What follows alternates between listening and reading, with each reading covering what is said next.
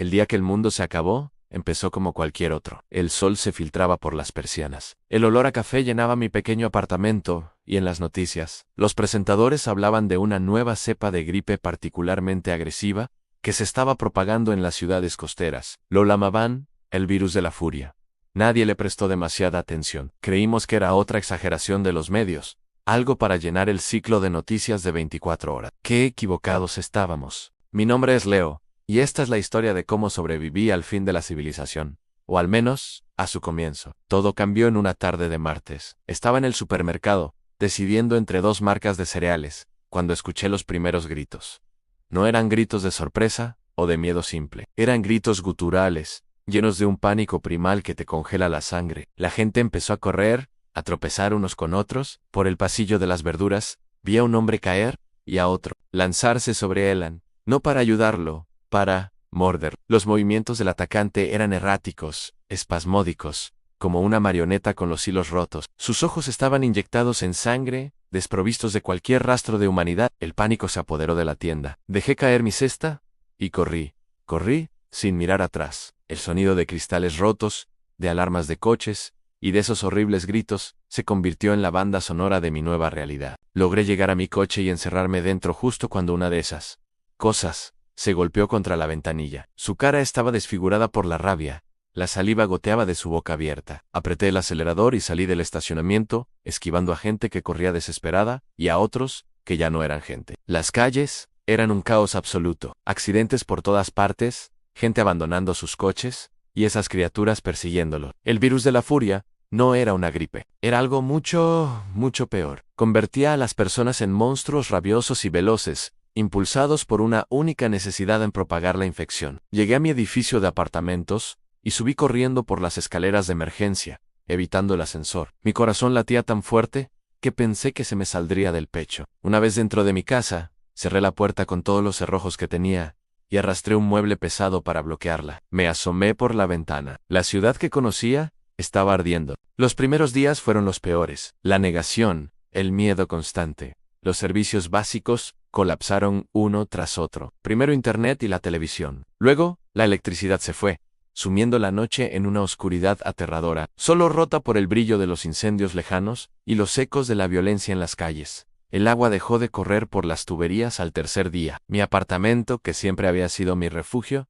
se convirtió en mi jaula. Tenía algo de comida enlatada y agua embotellada, pero sabía que no duraría para siempre. Pasé horas escuchando una pequeña radio de pilas, buscando alguna señal, alguna noticia, alguna esperanza. Las transmisiones eran confusas, mensajes de emergencia que se cortaban, informes de zonas de evacuación que eran rápidamente invadidas, y luego, silencio on. Una semana después del brote inicial, el hambre y la sed me obligaron a salir. Armado con un bate de béisbol que tenía guardado en el armario, salí de mi apartamento con el sigilo de un ladrón. El silencio del edificio era casi tan aterrador como los gritos. Cada crujido del suelo, cada sombra en el pasillo, hacía que mi pulso se disparara. En el apartamento de al lado, la puerta estaba entreabierta. Una parte de mí quería seguir de largo, pero otra, una estúpida curiosidad, me hizo mirar dentro. Few and Air, mi vecina, la señora Gable, una anciana dulce que siempre me regalaba galletas, estaba allí, o lo que quedaba de ella. Estaba arrodillada en el suelo, devorando algo que no quise identificar. Al oírme, giró la cabeza. Sus ojos, antes amables, ahora eran pozos de locura. Me lancé escaleras abajo antes de que pudiera reaccionar. El mundo exterior era una tumba. Coches abandonados, tiendas saqueadas y los muertos. Los muertos andantes estaban por todas partes.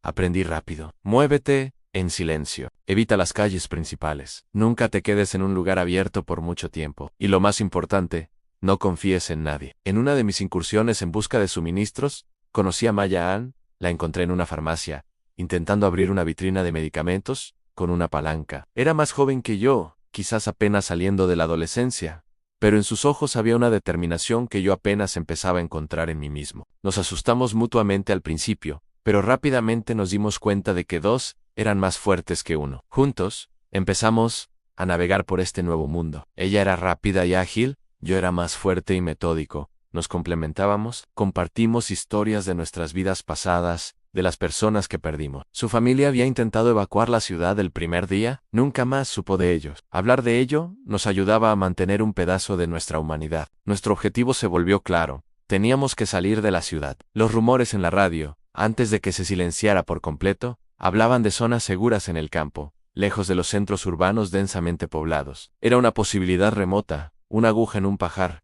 pero era la única esperanza que teníamos. El viaje fue un infierno. Cruzamos barrios infestados, nos escondimos en edificios en ruinas, y tuvimos encuentros cercanos que nos dejaron temblando durante horas. Una noche, mientras nos refugiábamos en una vieja biblioteca, fuimos rodeados por una horda. Estuvimos atrapados durante 2 días, escuchando sus gruñidos y los golpes contra las puertas. Sobrevivimos a base de barritas de cereales, rancias, y el agua de lluvia que recogimos en un cubo. En instinto, aprendí que el verdadero terror no era solo el de los infectados, también era el de los vivos. Nos encontramos con otros supervivientes. Algunos eran buenas personas, asustadas y desesperadas como nosotros, pero otros se habían adaptado al nuevo mundo de la peor manera posible. Vimos grupos que cazaban a otros humanos por sus suministros, gente que había perdido toda brújula moral. Aprendimos a ser aún más cautelosos. Después de semanas de viaje, finalmente llegamos a las afueras de la ciudad. El aire era más limpio, el silencio ya no era amenazador sino pacífico. Encontramos una pequeña granja abandonada. Tenía un pozo de agua potable y algunos campos que, con trabajo, podrían volver a dar frutos. No es un paraíso.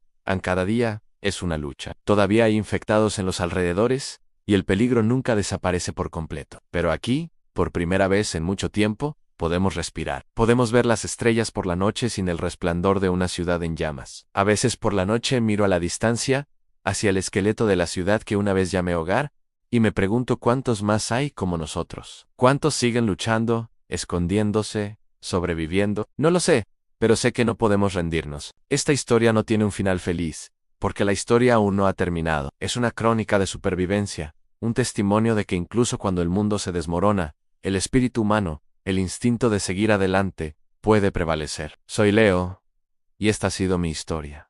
O al menos, su comienzo. Gracias por acompañarme en este relato. Si te gustan las historias que te ponen los pelos de punta y te hacen cuestionar la fragilidad de nuestro mundo, no te olvides de visitar mi canal Savvy Pro Horror Stories. Allí encontrarás más narraciones que exploran los rincones más oscuros del miedo. Suscríbete y activa la campanita para no perderte ninguna. Nos vemos en la próxima pesadilla.